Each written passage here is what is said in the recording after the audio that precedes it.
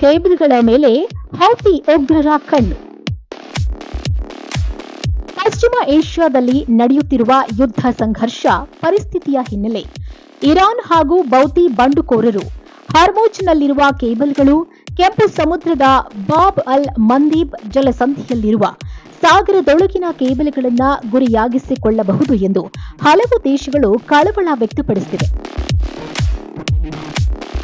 Radio calls, emails, banking ವಹಿವಾಟುಗಳು, AI ಸೇವೆ ಮತ್ತಿತರ ಸೇವೆಗಳನ್ನು ಮುಂದುವರಿಸಲು ಜಾಗತಿಕ ಇಂಟರ್ನೆಟ್ಗೆ ಈ ಕೇಬಲ್ಗಳು ನಿರ್ಣಾಯಕವಾಗಿವೆ. ಈ ಹಿನ್ನೆಲೆ ಕೇಂದ್ರ ಸರ್ಕಾರ ಸಾಗರದೊಳಗಿನ ಕೇಬಲ್ ಆಪರೇಟರ್ಗಳು ಹಾಗೂ ಟೆಲಿಕಾಂ ಕಂಪನಿಗಳಿಗೆ ಮಹತ್ವದ ಸೂಚನೆಗಳನ್ನು ಜಾರಿ ಮಾಡಿದೆ.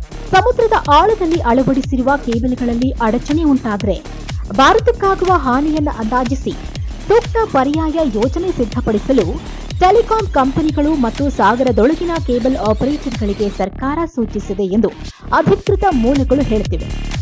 ಈ ಸಂಬಂಧ ದೂರಸಂಪರ್ಕ ಇಲಾಖೆ ಹಲವಾರು ಕಂಪನಿಗಳ ಪ್ರತಿನಿಧಿಗಳನ್ನ ಭೇಟಿ ಮಾಡಿ ಮಾತುಕತೆ ನಡೆಸಿದೆ. ಭಾರತದಿಂದ ಅಮೆರಿಕ, ಯುರೋಪ್ಗೆ ಹರಿಯುವ ಡೇಟಾ ದಟ್ಟಣೆಯಲ್ಲಿ 1/3 ಭಾಗ ಸಾಗಲು ಹಾರ್ಮೋಜ್ ಜಲಸಂಧಿ ಪ್ರಮುಖ ಮಾರ್ಗವಾಗಿದೆ ಎಂದು ಅಧಿಕಾರಿಗಳು ತಿಳಿಸಿದ್ದಾರೆ.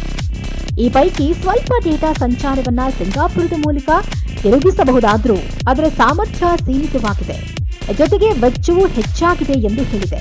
ಇನ್ನು ಪೆಸಿಫಿಕ್ ಅನ್ನ ಪರ್ಯಾಯ ಮಾರ್ಗವಾಗಿ ತೆಗೆದುಕೊಂಡರು ಅದರ ಉದ್ದದಿಂದಾಗಿ ಡೇಟಾ ಸಂಸ್ಕರಣೆಯ ವೇಗವನ್ನ ನಿಧಾನಗೊಳಿಸುತ್ತೆ. ಸಮುದ್ರದೊಳಗಿನ ಮೂಲ ಸೌಕರ್ಯದ ಸುರಕ್ಷತೆಯನ್ನ ಖಚಿತಪಡಿಸಿಕೊಳ್ಳಲು ಇರಾನ್ ಜೊತೆ ರಾಜತಾಂತ್ರಿಕ ಮಾತುಕತೆ ನಡೆಸುವಂತೆ ಕೇಂದ್ರ ಸರ್ಕಾರವನ್ನ ಕಂಪನಿಗಳು ಕೋರಿವೆ.